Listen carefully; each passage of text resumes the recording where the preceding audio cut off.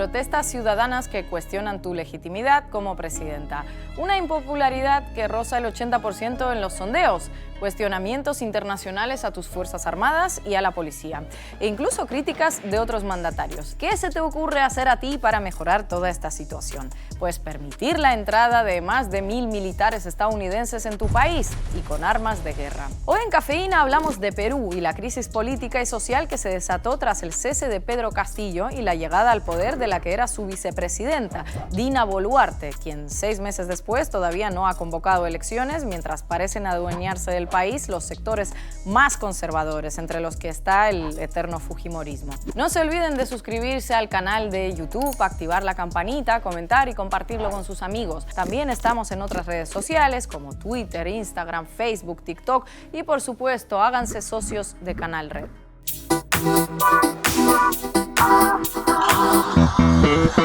El gobierno de Dina Boluarte autorizó recientemente la entrada a Perú de más de 1000 soldados de Estados Unidos para participar en un ejercicio militar y para entrenar a soldados y policías peruanos durante 6 meses.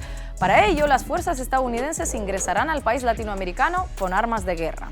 Fusiles, pistolas, ametralladoras, lanzagranadas, cañones cortos, morteros, escopetas, aviones, camiones y botes de respuesta rápida. Como se pueden imaginar, esta decisión, que para muchos es una clara violación de la soberanía de Perú, fue fuertemente criticada por los sectores de izquierda, pero desde la derecha no tardaron en defenderse. No es la primera vez que los soldados estadounidenses ingresan al país, de hecho lo hacen regularmente desde hace 2 décadas y con gobiernos de todo signo político. ¿Por qué entonces tanto escándalo?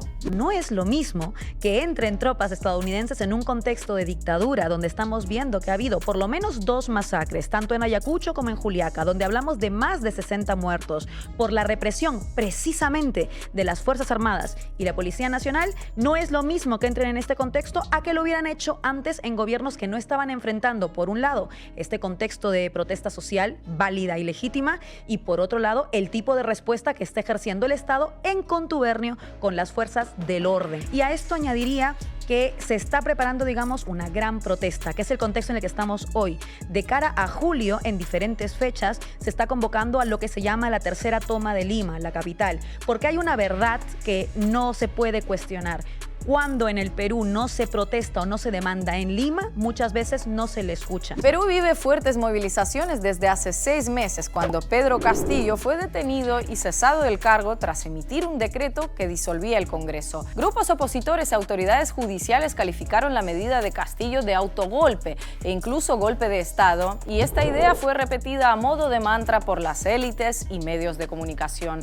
Sin embargo, muchos vieron en todo ello la mano del Congreso, de mayoría conservadora, y que llevaba intentando destituir al presidente desde prácticamente el primer día que asumió su mandato. Dentro de ese bloque conservador se encuentra Fuerza Popular, el partido de ultraderecha liderado por Keiko Fujimori, la hija del exmandatario Alberto Fujimori, que gobernó Perú en la década de los 90 y actualmente está en prisión por crímenes contra los derechos humanos. A Keiko no le salieron bien las cosas hace 2 años cuando perdió las elecciones presidenciales frente a Pedro Castillo. Una derrota en las urnas que le costó mucho reconocer, pero que ahora ha conseguido de alguna manera revertir, aprovechando la gran influencia que todavía tiene el fujimorismo sobre los poderes del país. ¿A qué precio? Las protestas desatadas tras la destitución de Castillo, que pedían la renuncia de Boluarte, la convocatoria de elecciones y una asamblea constituyente, dejaron solo durante el primer mes de movilizaciones más de 60 muertos, la mayoría a causa de la brutal represión policial. De hecho, muchas de las imágenes ni siquiera podemos mostrarlas en pantalla porque muy probablemente las redes nos censurarían. Pero sobre la fuerte represión que se ejerció contra los manifestantes no hay dudas. La Comisión Interamericana de Derechos Humanos, Amnistía Internacional, Human Rights Watch, todos los organismos de derechos humanos coinciden. Los militares y la policía de Perú hicieron un uso desproporcionado, indiscriminado y letal de la fuerza.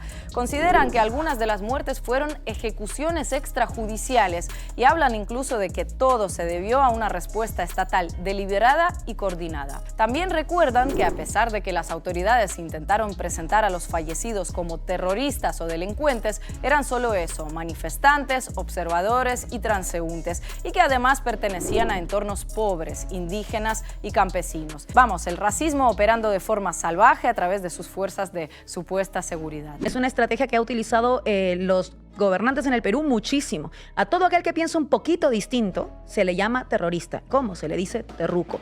Y esa es una estrategia profundamente racista, porque terruco nunca va a ser un blanco por más de izquierdas que sea. El terruco es siempre un estereotipo muy específico, y esto lo hemos visto en el conflicto armado interno en adelante. Fue la gran estrategia de Alberto Fujimori para justificar también todas las violaciones a los derechos humanos a alguien que viene de fuera, que viene de provincias, que tiene una lengua originaria distinta o un acento distinto al castellano más estándar, si queremos, limeño. Sea lo que sea eso, que piense de determinada manera, que lea determinados libros. Y todo esto, como digo, la gran piedra angular es el racismo nuevamente, porque algunos peruanos y peruanas parecen tener derecho a hacer política, incluso para criticar o para defender el modelo, pero otros no tenemos ese derecho. Las protestas, la represión policial contra los manifestantes y esa entrada de militares estadounidenses no son lo único que preocupa ahora mismo sobre el estado de la democracia peruana, si es que queda algo. Ese Congreso que consiguió sacar a Castillo de la presidencia, donde el fujimorismo manda,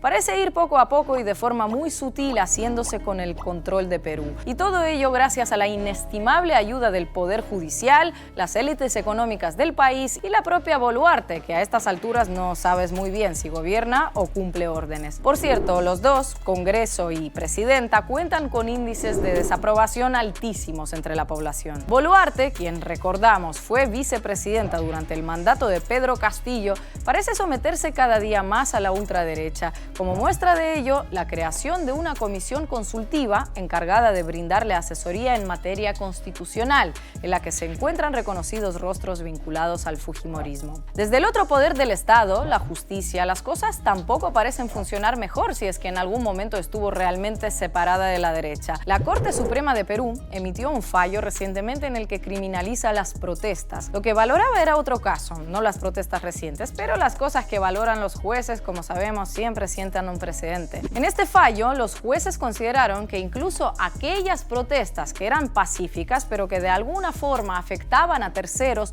no tenían cobertura constitucional y deberían ser sancionadas penalmente. ¿Alguien puede dar un ejemplo de protesta que no afecte a terceros? Porque si solo 10 personas protestan en una plaza, siempre habrá quien pueda decir que afecta, no sé, a su negocio, sus movimientos, lo que sea. Y solo nos falta el denominado cuarto poder, los medios. Para ya tenerlo todo bajo control, el Congreso de Perú está planeando elevar las penas por difamación y calumnia que se hagan a través de los medios de comunicación. Las asociaciones de prensa piden que se retire el proyecto por lo que puede suponer para el ejercicio periodístico, y todo ello cuando Reporteros Sin Fronteras advierte de que predomina en Lima una línea editorial que apoya, ojo, a la coalición autoritaria que gobierna desde diciembre de 2022. Todas estas iniciativas forman parte de esa intención de restaurar el régimen fujimorista, porque Fujimori lo sacamos, pero no sacamos al fujimorismo, que es una arquitectura del régimen del 93 sobre la cual se ha erigido esta nueva dictadura en coalición con una serie de poderes y que quieren recrudecer eso para garantizar nunca irse.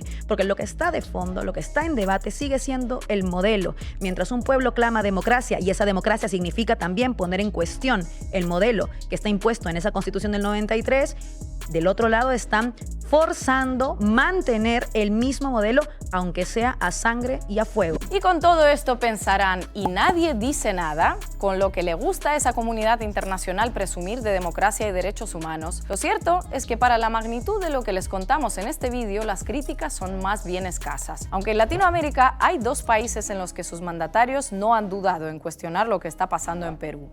¿Por qué tenemos que seguir manteniendo violaciones del sistema interamericano a pesar de que nuestros gobiernos firmaron en el pasado el tratado?